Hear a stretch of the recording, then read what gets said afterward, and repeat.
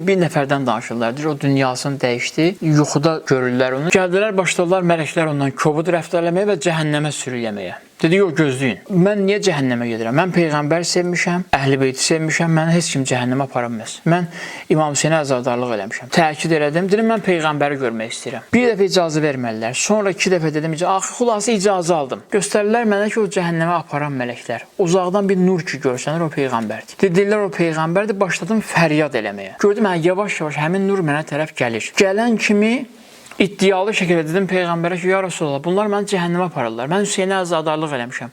Sənin ümmətinəm, mən Peyğəmbər sənin ümmətinəm. Bunlar hansı ixtiyarla məni cəhənnəmə apara bilər? Deyir, Peyğəmbər baxdı mənə, dedi ki, biz sizə deyəndə ki, insanların qeybətini eləməyin, elə bilirsiniz ki, zarafat edirik. Etdiyim bütün yaxşılıqları silmisən hamısını. Biz sizə deyəndə ki, insanlara böhtan atmayın, töhmət vurmayın, elə bilirsiniz ki, zarafat eləyirdik. Eynən belə danışır. Biz çox ciddi deyirdik sizə ki, bunlar hətta sənin Hüseyn əzadarlığı belə səndən ala bilir. Bütün yaxşılıqları əlindən alıb qoparır və səni cəhənnəmin üz-üzə qoyur.